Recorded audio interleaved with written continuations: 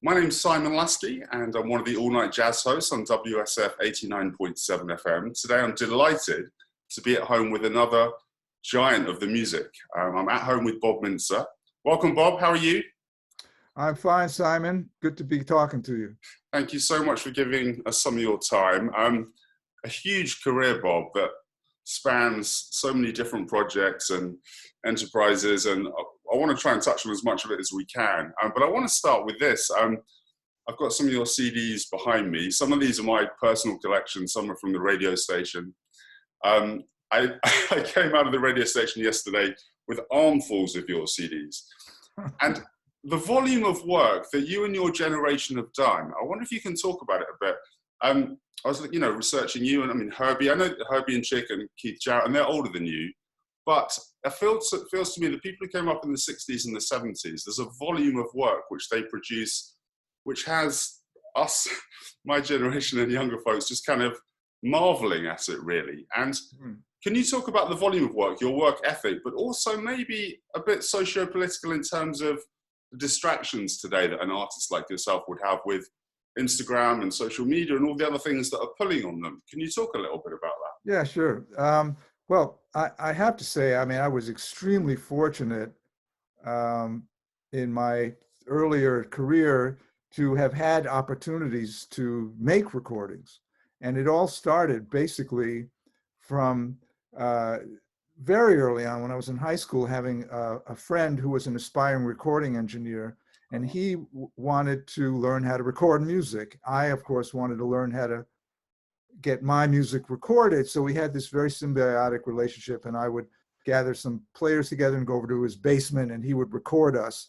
So I did 5 or 6 demo tapes over there, and I learned a lot about recording myself and, in a band setting.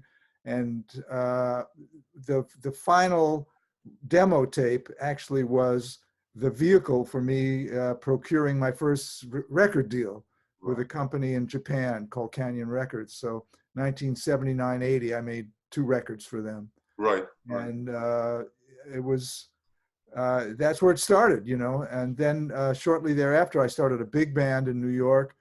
And just by luck, by chance, we were playing at a club called 7th Avenue South, and a gentleman named Tom Jung had wandered into the club. He was curious. He had heard about us, and he wanted to record a large ensemble for his then audiophile label called DMP, Digital Music Products. So we started a relationship. It went on for 23 years. I made 12 or 13 big band CDs for him. So the opportunity was there, and I jumped on it, and really, I mean, if you have a vehicle like that, it really inspires you to increase your output and take advantage of the ability to record on an ongoing basis. So I made a big band record, I guess, every 2 years or so. Yeah, and your small group stuff and stuff of the and then right, there was that. I mean, it was interesting. There was always a tug and a bit of a competition, if you will, between my big band and small band stuff. The big band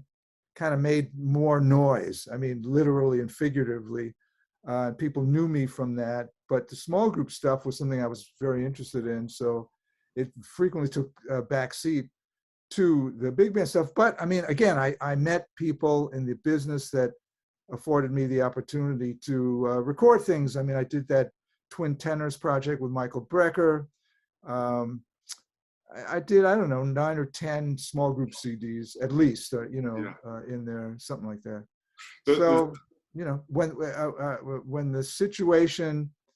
When the opportunity arose, I would try to capitalize on it. I didn't really seek. In fact, when I tried to seek out recording opportunities, it was disastrous. I mean, every time I went to a record label and said, would you want to record this or that? It was generally the same answer. You're pretty good, but we already have that, or our roster is full, or whatever the case may be. So what generally worked for me was when a record company somehow heard about what I was doing or heard something I had done and sought me out. Well, let's pick up one of those threads. I guess you're talking when preparation meets opportunity, right? And which is what it's one of those kind of clever definitions of luck, isn't it? And that kind of thing, you make your own luck. And so I think that's kind of what you're getting towards. Let's go down the big band path. You're with Jaco's Word of Mouth big band for 81 to 82, 83, and then you formed your own big band on the back of that. Right. So talk about the thinking behind that, the viability of it, how you made it work. I know you're playing with all the great players, but a big band is a big beast to manage and make financially viable, artistically, you know, the whole, talk about what made you form a big band and why is that your vehicle for expression? Yeah. Well, I mean, when I was coming up in the early 70s, the big band was in effect the symphony orchestra of jazz music. And there were quite a few of them. There were 10, 15 working bands, touring bands. And I came up in New York, and I mean, the first sort of large big band-ish ensemble I played with was the Tito Puente Orchestra, and that was, 1974. But even prior to that, I played in school big bands. I got called occasionally to do a big band job because they were everywhere. They were part of the music at that time. So from the Tito Puente Orchestra, I then in 75 went to the Buddy Rich Band, did that for 2.5 years. So that was a big influence on me, being that I'm sitting in this music every night of the week for 2.5 years and really absorbing the sound and the flavor and the feeling of playing in an ensemble that way. And I wrote my first big band arrangements for the Buddy Rich Band while I was there, which was just an unbelievable opportunity. I blindly wrote my first couple of charts, but that is to say, I think I was informed by the sound that I was exposed to on a nightly basis. Well, when you wrote for big band, there wasn't schooling like there is now, and you were a big part of the educational scene, which we'll come to. But so you were self-taught with the way you scored for big band? Yeah. With that chart for Buddy, you just, right. Yeah, I tried to, access the sounds in my head, sat at a piano, had a general idea of, what orchestrationally, where the different instruments sat, in terms of range and so on, and just went for it. Yeah. And, it was definitely naive writing in a certain way, but in another way, it didn't sound much like anything else. It was this sort of cockeyed, slap it up as you go approach to writing. Did he like it, the first one? Did he? Like really? It. Buddy Rich liked your first big band chart. He said, "Yeah, man, write some more of that." And I did.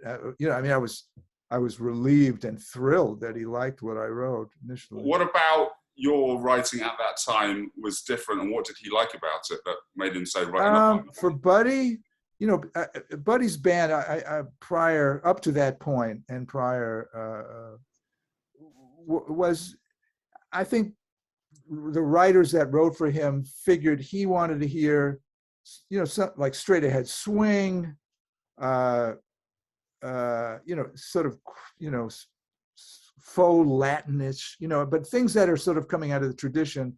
And even when it came to like sort of funk or rock and roll, the rock and roll-ish kind of charts in the book were very dated sounding. They were kind of not dated. I mean, I'm being negative, but just from an older style. I understand. Yeah. And so, here I come. I've been listening to Tower Power and James Brown and Sly and the Family Stone and all the rock and roll of the 60s, and sort of and also I had a classical music background, so I'm putting that slant, and played with Tito Puente, so there's sort of the Latin thing and the classical thing and the funk / rock and roll thing, just configured differently than maybe some of the great writers. What you're saying, you were younger. You were from the younger generation. Listening to Sly and the Family Stone was natural for you. That's what was going on. But someone 20 years older than you would. So when you were bringing R&B stuff in or whatever it might be, it was in a natural way. You weren't trying to kind of pastiche it. You were kind of coming from it. Yeah, I was just accessing my influences very much the same way young writers of today. They have their own sound. They're coming from a different place, certainly, than my generation does. And that's what happens. It's inevitable. Can I ask, and I'll try and, I think we have a lot of musician listeners, and also a lot of I want to keep the non-musician listeners as well. And I think it's important for us all to try and find ways of bringing as many people into our music as possible. Mm-hmm. So let me try and frame this in a way that I can give you an opportunity to talk intricately about your big band writing, because I've been listening. I played your big band charts. I'm a huge fan. There's dozens of albums. And there's one thing that's consistent when I listen to your big band writing. And it's actually kind of a lightness and buoyancy. Now, I don't mean you don't write dense textures, because you do. And I don't mean it's not loud or in terms of volume. I just mean there's a kind of like a bouncy effervescence. I obviously prepared that question, but I really find that consistent through your big band writing. Now, is that something with the way you tell your players to play and the way you rehearse, or is it in the writing? And is it something you think about? Well, let me start at the end and move backwards. I don't generally tell my players much of anything. I try to hire the guys that I know will interpret whoever's music, in a great way. Okay. So I just let them do their thing. Basically, I mean, there might be an occasional comment about details, but I try to get the guys that really know how to be on the team and interpret music at a very high level. I think my writing and the recordings I've done have been determined in great part by my experiences and influences. The music I listened to growing up, the bands I played with prior to starting my own band. Buddy was a swinging fool. Mel Lewis and Thad. I mean, that music had a certain joy and swing to it. All the guys I played with in New York, even the Yellowjackets. There's just a great sense of swing and positivity, and there is, it's music is a joyous thing, generally speaking. You certainly can underscore something darker and more somber at times, but generally speaking, I'm so happy to be playing and writing music and getting recorded, and generally the music will reflect that. And I like music that makes people feel good, tap their foot, but also think a little bit, So there's subtlety in the orchestration, say, and rhythms that just like, whoa, what's that? That doesn't sound like Benny Goodman, or that's something a little different. I have to think about that. I may have to listen to it a couple of times, Well, yeah, and that's really interesting, because for me, I was wondering, when you go to do a project, whether it's with your own band or European band or even a school, high school or college or whatever, not high school, college, university band, I wondered if there's something in the way that I've never seen you direct band. I thought there might be something in the way you direct the players to articulate. I mean, you use flutes and clarinets a lot, but so do lots of people, but that lightness and that joy, if you like, I thought that might be something in the way you rehearse your musicians, but you're saying it's not really. It's more in the notes themselves. Well, I mean, there's a lot of components to that statement you just made. I mean, when you rehearse a high school or college band, you have to really dig in a lot deeper to just to deal with the fine points in terms of phrasing, articulation, dynamics, sound. I mean, with a professional band, generally, they know how to make a sound, as one, and there's a lot less that one needs to discuss. A lot of the detail is already in place. But I mean, very much similar to the way I try to play an instrument, I try to make a nice sound, make a warm, pleasing sound that just grabs your attention. And in the same way, I try to write for whatever ensemble I'm in such a way where it envelops you. The sound is like, whoa, that really, that's, it's inspiring, it's warming, it's like a world you want to be in, and you want to spend time in that world, if you like. Yeah, nice, man. That's really cool. Well, one other aspect, and I've just got so many, your career is so substantial, so there's so much to cover, and I don't want this interview to be 3 hours long. One of my favorite moments of a Bob Mintzer big band chart is often your use of counterpoint, and it will often be kind of as you're going into a head out or into a solo or into like a major arrival point. And other people do it, but I think you do it arguably better than anyone. I just love your kind of these dancing lines that kind of cross each other, and even on the Basie recording, which won a Grammy from 2000, 2001. I was listening to that yesterday, and that Basie thing is very much kind of blocks and little darling Neil Hefti, that kind of thing. And then you've got these really cool chromatic dancing lines. Where does that sound well come from? You're not the only one who does it, but I think you do it counterpoint better than anyone.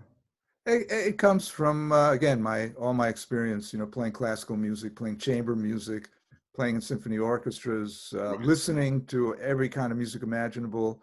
I love playing around with rhythms. I love playing around with counterpoint. The way I describe counterpoint to my composition students is, it's like, you have this thing happening, right? Maybe the whole brass section is playing this passage, like we call tutti, which is they're all playing together. So you might want to, sprinkle another element on the top of that. So that's where this little counter melody comes in. It's just another component of the big picture that adds dimension, depth, and it's like a sprinkling of flavor. And it achieves that. That enhances the initial flavor. So you have sort of a couple of different flavors happening simultaneously.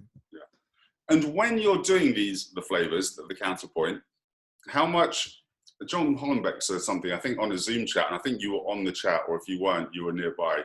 But he said, I think it was, gosh, let me just go to the question. When you're doing your counterpoint, and you're very experienced at it now, maybe you're going to say, well, I don't really.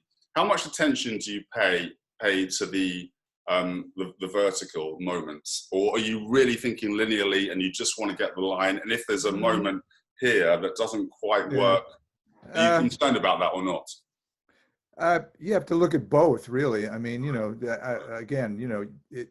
It should be some form of conversation, right, between the components in a piece of music. So, you don't want to be in a spoken conversation with somebody where you're both yelling at each other simultaneously. So there should be call and response elements to it. If one instrument is sustaining, then perhaps, or one instrument group is sustaining, another group is moving, and vice versa, so yeah. And you want varying levels of thickness as in terms of activity. Sometimes you want a lot of activity to sort of build to this, frantic, frenzied climax of some kind, in other instances, you just maybe, you have a very sort of subdued, quiet, sustained melody. So you want to have just a little sprinkling of a second element that adds texture, depth. Just listening to you talk about your music, all I want to do now is put on one of your big band CDs and listen to that. So hopefully they'll listen as well. And you've got a concert down here in Florida coming up. We'll talk about that as well. Okay, amazing. That's really lovely to get that insight. I'm always interested about how artists, their sound, is it by design, or is it sort of something that just naturally comes out? And what a lot of people, yourself, seem to say is that it's just a result of your experiences. You're not really sitting down to design, I want to compose light big band music, not light in, that way, but it's just what's coming out of you as an artist. That's right. Yeah, that's right. Yeah. Yellowjackets, 1991, I think you joined them. And when I'm presenting on the radio, I find myself with a couple of artists who are sort of Mose Allison, Nina Simone, and the Yellowjackets. Now, I find myself saying with all three of you that you're a genre in of yourself, very different genres, obviously, but Nina Simone's quite hard to categorize. And I know categories, we don't want to get too bogged down in it, and Mose Allison is one of those artists who kind of draws on lots of things, and you just have to listen to Mose Allison's music, and that's a Mose Allison genre. And I feel like the Yellowjackets are a Yellowjackets genre, and certainly some people say, fusion, but that doesn't tell the whole story by any means. Can you talk broadly about the Yellowjackets and the language that you and Russ Ferrante develop and have there? Just the kind of vocabulary that you guys use. Yeah, well, the Yellowjackets are now a 40-year-old entity. And there's really something to be said for perseverance and, sticking with a project or a band in this case, where things develop over time. You develop relationships with the people you're playing with. And in the case of the Yellowjackets, where there's no leader, all four people have a sizable amount of contribution to shaping whatever music is brought to the table. So you know, it's a collaborative effort, and there's really great strength in those kinds of collaborations where, you know, each player's playing style in great part determines the sound of the music and style, if you will, regardless of who wrote the music. I mean, I could write a tune, or Russ writes a tune, or maybe two people in the band write a tune, but then when we all get to playing it, just that interaction of the four of us sounds like the Yellowjackets, you know? So it's an interpretive art rather than necessarily Absolutely. compositional. Yeah, and interpretive due to the fact that, you know, there's not a leader saying this song should go that way. I didn't know there wasn't a None of leader. that. I thought it was mostly you and, because the bass player and the drum chair have changed quite a lot over the years, whereas you and Russell have been there consistently. Well, so I didn't know that was the case. if you go back to when Jimmy Haslip, also one of the founding members, was in the band, he and Russ wrote a lot of music together. I mean, Right. they were sort of the Lennon McCartney of the Yellowjackets. Right. They wrote some of the greatest tunes, I think, Yeah. that have that Yellowjacket sound. Yeah. And I mean, I walked into that and tried to, you know, hop on that train and, you know, contribute accordingly. I mean, I wasn't going to like just write, you know, the way I might write for my own band. Say I was trying to incorporate what I do into what these other three players do. And that's the beauty of a partnership band. You know, there's sort of equal parts to the whole. And it's achieved a really huge following over the years consistently. I mean, many Grammy nominations and wins, but it's a sort of, I put you guys in with, you know, the Weather Report, Pat Metheny Group, so some of those things which cross beyond musician fans into the world of just, you know, you've got a huge following worldwide. Can you put your finger on what that is? Is it that it's got more contemporary language in some of the melodic material or rhythmic stuff, or? Gosh, it's hard. It's really hard to put your finger on why. I think the music is genuine. It's honest. It's well thought out. We work hard at making our recordings and, you know, trying to really deliver when we get up to play together. That's it. I mean, you know, it's strong music. Yeah. As a result of everyone's effort, and again, this collaboration of, you know, four heads being better than one. Bob, talk about how you work in terms of you. I would love to know, and I hope the listeners too. And you know, you've got a big worldwide fan base. How you write, your methodology, how you approach an album project, but literally like a daily. If you've got to write something for a gig in a couple of weeks' time, are you at the piano? Are you at the saxophone? Are you walking in the woods? What's your process? I'd really love to get an insight into that. All of the above. Okay, that's okay. And I'm generally writing for something, for somebody. So I take into consideration who I'm writing for. If I'm writing for the Yellowjackets, there's a little Yellowjackets band up in my head. So, and I know intimately, you know, what those guys do, what it sounds like, and I can write accordingly. I'm also thinking about just sort of a timeline, like what did I write before? You know, what may be the intention of this subsequent project coming up? You know, what might I write for this project that is somehow reflective of this moment in time, kind of thing. You know, with the WDR band, where I'm the chief conductor and do a lot of arranging when I'm over there, I'm writing for a specific project, you know. So the next thing we're doing over there is in December with two great musicians that sort of are in the bluegrass vein, but they do everything, Mike Marshall and Daryl Anger, and a big band, right? So it's obviously not going to be, you know, dang, dang, a dang, dang, a dang, or, you know, maybe a little, but, you know, it's going to be something else. And so I've really dived into listening to their recordings and what they do, and I'm going to sort of find a halfway or middle ground where I can write some music where, you know, all involved are included somehow. And you and Vince Mendoza still share the duties there? Pretty much, yeah. But there's, he's called the composer in residence, and I'm the chief conductor. Their titles, you know, I think we probably do roughly the same amount of time over there. Right. And then there's also a whole stable of other arrangers and conductors that the band uses. So it's pretty much the same as a symphony orchestra, where there's a principal conductor and then there are guest conductors that come in along the way, and several, in most cases. We go to hear the LA Phil, and Dudamel is the cat. He's there, but not always. He's busy. Yeah. Traveling around the world doing other things, and great guest conductors come in. And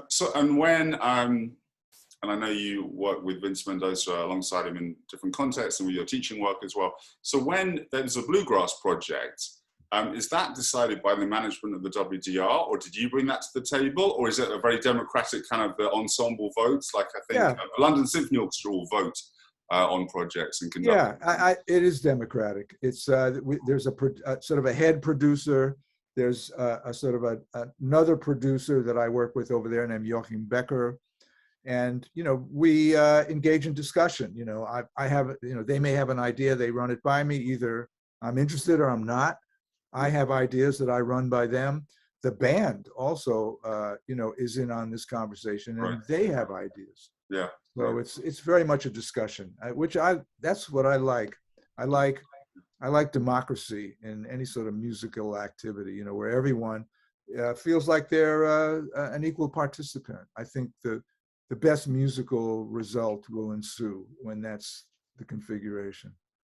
Do we have something to learn? I mean, I'm European, I'm from England, but it strikes me, that the Metropole Orchestra, where Vince has been heavily involved for many years, and the WDR is you and Vince, and before that, lots of American music directors, the Danish, the radio orchestras.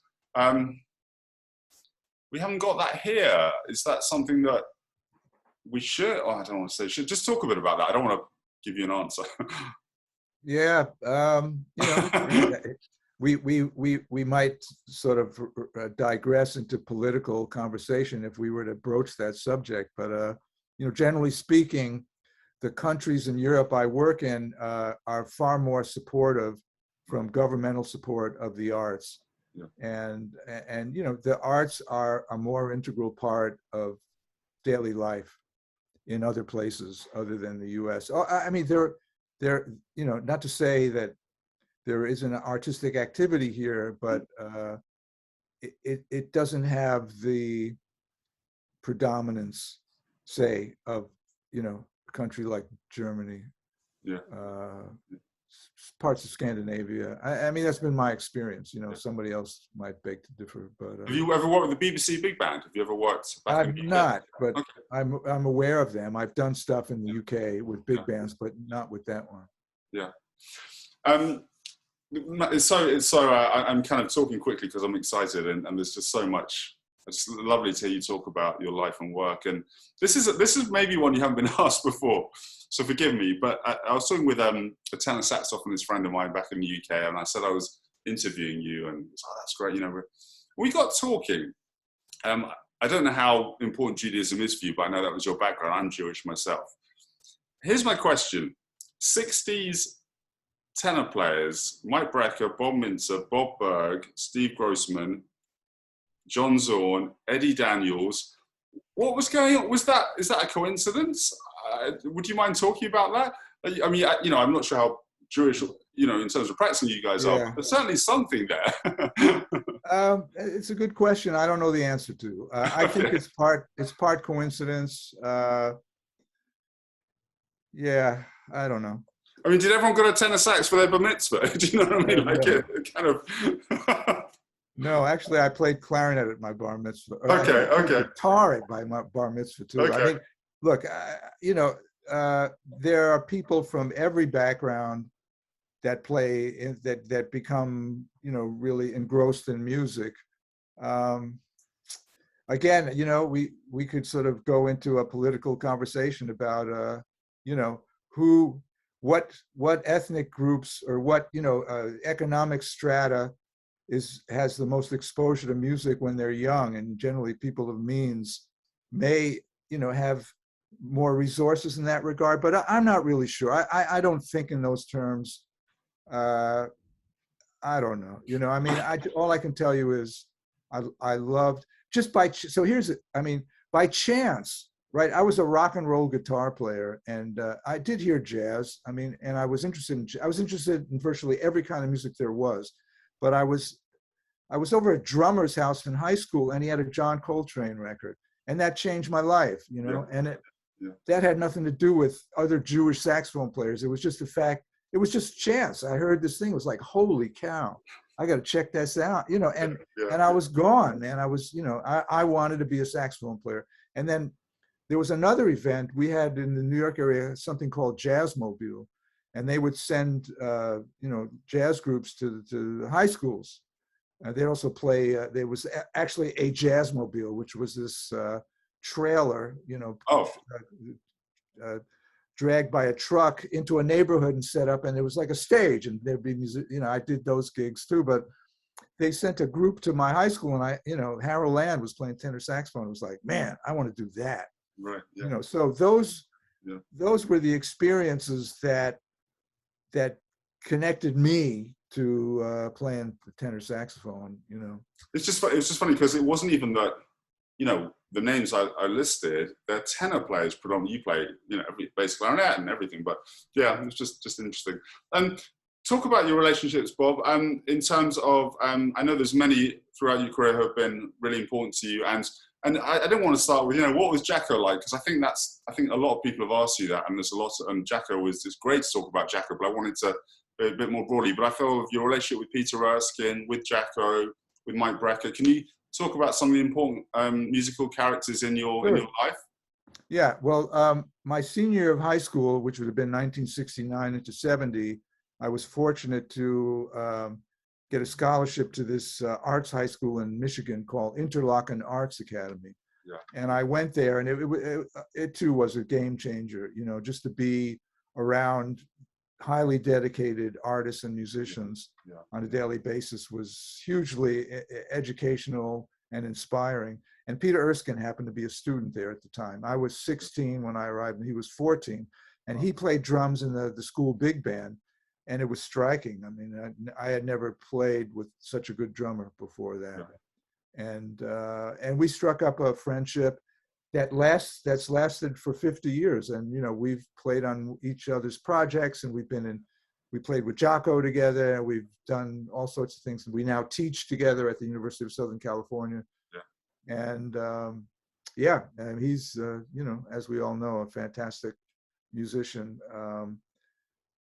So Michael Brecker, here's a little story.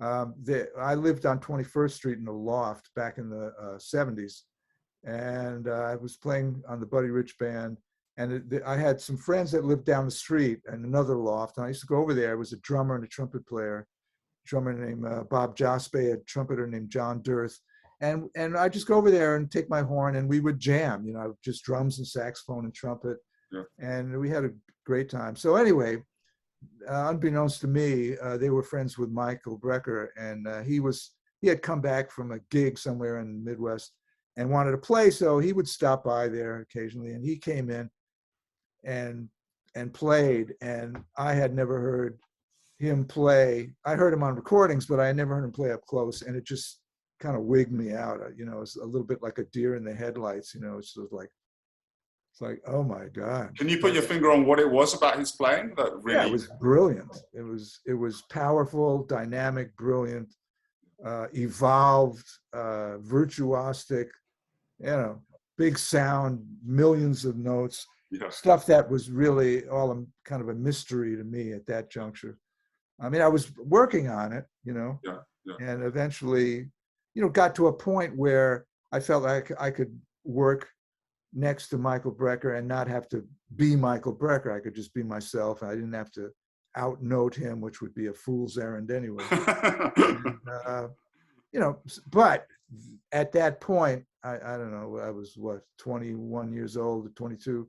It was pretty terrifying, and you know, and it was like, man, I got some work to do. Well, yeah. I mean, I wonder if all of you guys, I mean, a bit like Roger Federer, really, in tennis. Or I mean, you know, there's the argument that it was such a strong time because you had a figure like Mike, and then all of you guys were like, well, you know, we've got to get quite near that somehow. Yeah. You know? Well, he was very. I mean, you know, he was a dynamic player and wound up being in demand in many different settings as a studio player, playing on people's records, as a touring musician. I mean, he did it all. And, when I started doing session work in New York, frequently somebody said, can you play a saxophone solo like Michael Brecker or like Dave Sanborn? So you kind of had to learn that sound a little bit just to, you wanted to do freelance commercial work. Yeah, right. Interesting. That's amazing. Yeah. Because that was people's reference point. So interesting. Absolutely. Interesting. Yeah. But Bobby, are you in Arnold Schoenberg's house right now? Yes, I am. He's rolling over in his grave as we speak. No, he actually loves you. He loves your stuff. I once met I think Arnold Schoenberg's eldest son, and one of my favorite things that, because I spent quite a lot of time in the Banff Center in Canada, and he was there was a relationship with him, and anyway, this was 10 years ago, and he told me that his dad, Arnold Schoenberg, used to play tennis in California with George Gershwin, and that's my favorite thing. I've heard that. I've actually heard that. It's my favorite thing. And the house, because you're head of jazz or one of the distinguished professors at Thornton School of Music, do you get the house with the job? Is that why No. Oh, okay. It's not. No. Oh, okay. No. But other, like, is his piano in the corner and you're not allowed to touch that, or is it just no, my piano's in the corner. But I remember when we looked at this house, the realtor who's trying to sell the house, obviously, said, and that's where Arnold Schoenberg's piano was. Now, how she would even know that is totally unknown to me. I think it was just a selling point. But and in fact, I mean, I took the whole, selling rap with a grain of salt. And in fact, I mean, we love the house and we're happy here. But once we moved in, I made a point of trying to contact the Schoenberg estate and just get more information about this house. And as it turned out, Arnold Schoenberg lived here for 2 years, 1934 through 36. Okay. He wrote several pieces of music here. In fact, we found a score that had his signature and this address on it. And a little bit later, I was working over in Vienna, where now the Schoenberg archive resides. And we stumbled into this Schoenberg archive and told them where we lived. And they went crazy, and they gave us a stack of photographs of the Schoenberg family in and around this house.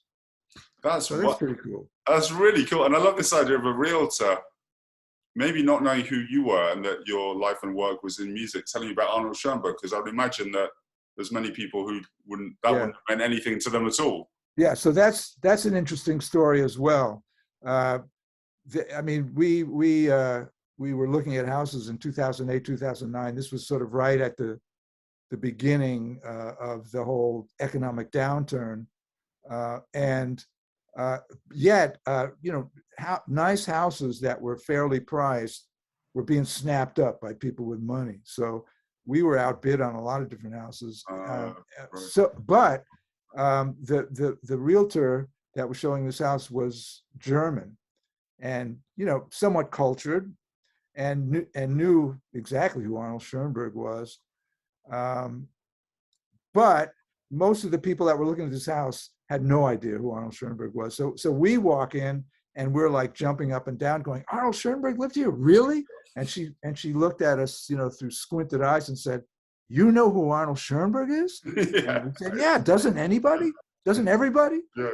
And she said, no, nobody knows who he is. In fact, one couple came in here and thought he was a movie star. I must have confused him with Arnold Schwarzenegger or something. But anyway, so the fact that we were aware of who Arnold Schoenberg was really put us in good graces, not only with the realtor, but, she went and told the seller, man, these people, they're pretty cool. They actually know a little bit about the history of this house. I knew it. I knew that the core classical repertoire would, I knew that would come in handy one day. That's really cool, man. You've been involved at the Thornton School of Music at USC out in California, and I know that you were a New Yorker, born and bred, and then you did the big thing. And talk about your work in education. And I think you were in the Manhattan School of Music for 22 years. Yes, correct. And also taught at NYU for a year or two, and at Rutgers for a year. Can you talk about, I guess the thing I like to know is students in the 1980s and 1990s and the students now, and if there's any broad things you can talk about in terms of the music that we love and how it fits into their lives, or I don't know, you just yeah, broadly education and jazz and music and how that's changed? Oh, I don't know. You know, it's, I guess the style of music is always changing. People's influences are constantly changing, but you know, music is alive and well. You know, when the touring bands kind of started to subside in terms of numbers, I mean, a lot of that activity kind of was usurped by the, you know, jazz education scene. Right. And it's a big scene now, right? I mean, you know, every university and high school has a jazz program of some kind. What's different about that from when I came up was, I mean, I wasn't a jazz student in college. I was self-taught, basically. I was a classical clarinet student, which I thought served me well. And I think it also really kind of helps me as a teacher. You know, when I'm teaching a saxophone player, say, you know, I have this whole wealth of not only jazz experience, but classical experience, R&B experience, playing Afro-Cuban music. So, you know, my mission is to educate young people in a way where they're very broad in their scope and, you know, would conceivably have opportunities to do a lot of different things, you know, including be a composer, arranger, band leader, you know, producer. All those elements, you know, are really essential in this day and age. But we didn't actually quite finish on the when you're writing. You were saying that you do all of the above in the sense of do you handwrite your original music and your scores? Do you go straight to a notation software? What's your what's your process? Well, I used to write exclusive before. You know, I came into notation software life, you know, like everybody else, I wrote with a pencil and score paper and a really big eraser. So when the music notation software came along, it made things a lot easier, just in terms of, you know, you inevitably rearrange and edit things. When you're writing in pencil, you got to start erasing stuff. I mean, it can be quite cumbersome. So I found the music notation software to be very helpful and really sped up my whole writing process. Now, a lot of guys today, I would venture to say most, they do sketches in pencil or, you know, like a, you know, piano reduction or something in pencil. I don't do that. And for better or for worse, I find I can just start throwing stuff into Sibelius. It's a efficient way to sort of retain information. I mean, typically I'm writing 5 to 10 things at once. So they're just all up on my desktop. I can sort of jump from one to the other. I don't have to erase or, you know, mess with pencils and erasers and all that stuff. It's just there, and I can manipulate things, and that's how I do it. So you go straight to the computer now? You go straight to Sibelius. Wow, amazing. Yes, I do. And in fact, I use Sibelius sort of as a sequencing tool as well. I mean, I can sort of put a drum loop in and, you know, some chords or a bass line, and then particularly with big band stuff, you know, orchestrate later.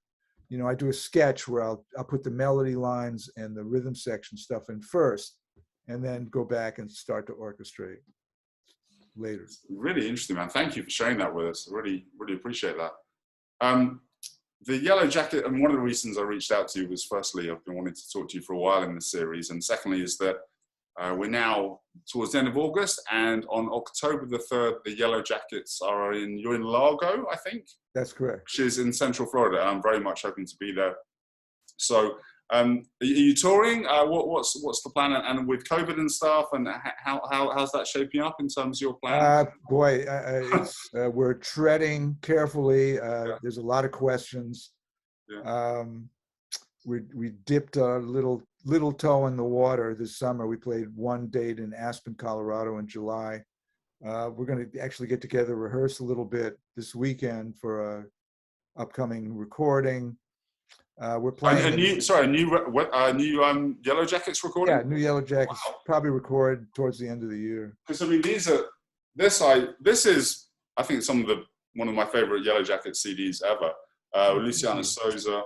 Mm-hmm. This is absolutely stunning. So I mean, this is what I mean about prolific. I'm still getting my ears around this music, and then this is on quite a lot, and now you're telling me you've got another new project. It's so prolific. It's such a huge volume of music. I mean, most bands typically, that are active record every couple of years. I think we recorded that Jackets XL with the WDR Big Band November of 2019. So here we are, it will be 2 years later. So it's time. Okay. And where else are you playing, Bob? For the rest of the year? Yeah, so we're playing in LA actually this weekend at Herb Alpert's club Vibrato on Sunday and Monday nights.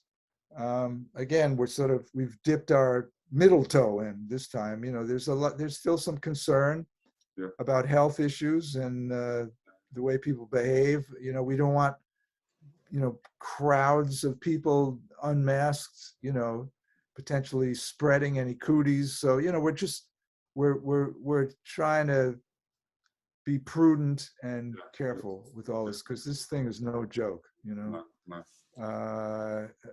Despite what you hear, I know a lot of people that got deathly ill, and I know some people that passed away. So we're just trying to be careful. And it's really hard to plan, I have to say, because, a lot of stuff was in the planning stage in June and July when seemingly things were improving. And then, of course, as we know, towards the end of July and August now, there's an uptick in cases. So, it's a lot of stuff is on a wait and see basis. I know a lot of touring bands have canceled everything for 2021. They're just waiting for 2022. On the classical scene, I was talking to a friend of mine in London who books orchestras, and do you think there might be a move towards a more localized music making? This is not necessarily better or worse, but it just might be. She was saying how these, the Berlin Philharmonic, the LSO, they might not necessarily tour the world or the Far East or whatever every kind of 4 or 5 years, and we might sort of a musical identity of a city might kind of be strengthened by that because it's more local music making, or I don't know, there might be a positive to that. That could be. I mean, I just can't even imagine touring a symphony orchestra with all the, restrictions and going from country to country with the COVID situation. It just doesn't seem at all feasible. Bob Mintzer, we're incredibly grateful for your time. It's been a really lovely chat, and I've got one little question which I try and remember to ask everyone, which is just the geek in me that really likes to know this. Can you, before we sign off, can you mention maybe 2 or 3 or 4 pieces of music which always, they make you smile? There's something in them that you turn to for inspiration or emotion or affection or intellectual intrigue, whatever it might be, just like a handful of pieces of music which just do it for you, and tell me what they are and why. Well, anything. I mean, my musical interests are extremely broad, so it's difficult to narrow things down to 3 or 4 choices. But if there was a gun to my head, I would probably have to say, imagine there is. Anything John Coltrane recorded just inspires me to death. He was just such a spiritual, fantastic artist. Anything Miles Davis recorded is sort of in that same category. And all the people that played with those 2 artists as well. In the classical realm, anything Igor Stravinsky wrote just really resonates with me in a big way. There's just something very soulful and spiritual about his writing. Although, there are many, many other composers who are just incredible to me. And I mean, I could go through every genre, in the Afro-Cuban zone, so many of the early salsa band, Tito Puente's early recordings, Eddie Palmieri, who I got to play with, some of the Cuban bands like the folklorica groups like Los Papines. I mean, there's a wealth of amazing music out there, African artists, Salif Keita. Here's one that I'll just throw at you. Bela Fleck, who's an acquaintance, went to Africa and recorded with African musicians in, I think, 5 different locations, and put out this wonderful CD. it was heavy, you know, I mean, and sort of subsequent to hearing that, my wife and I, we've sort of followed some of the, you know, guest artists that Bela recorded with and bought their own CDs. So there's amazing music that comes out of Africa that really, if it comes down to, has influenced everything, everywhere. You know? No doubt. And a young generation, the current generation, not necessarily in jazz, but in, who are the guys, the young guys who you keep an eye on, who you like a lot? Yeah. Well, there's a band called Knower, Knower. Several of the people in that band are USC alumni. Oh. They're doing some really wild, interesting, innovative stuff. The band Dirty Loops is like pretty extraordinary. Jacob Collier is another sort of, you know, savant. He's remarkably pretty heavy. Let me think. I mean, there's, you know, again, I mean, I just heard this guy, is his name Ben Solomon. He's a saxophonist who played with Wallace Roney. I think that's his name. Okay. I heard something he did. It just blew me away. I mean, there's so many great young musicians out there that are doing great stuff, you know. We're very fortunate, aren't we? We could have 10 lifetimes and we wouldn't really scratch the surface of, I mean, of, you know, of the stuff that intrigues us and fascinates us. And, you know. Well, that's exactly right. I mean, I'm constantly on the lookout for, you know, hearing new music. That's what I love about teaching, you know, because I welcome the students' input in terms of what they're listening to. It really helps me a lot and steers me in a better direction. Well, Mintzer, on behalf of all our audience down here in Florida at WSF 89.7, our all-night jazz fans and all over the world, thank you for your time, for the music, for the inspiration, and for taking the trouble to tell us about kind of your life and times behind what you do. Thank you so much. My pleasure, Simon. A pleasure to talk to you. It was fun.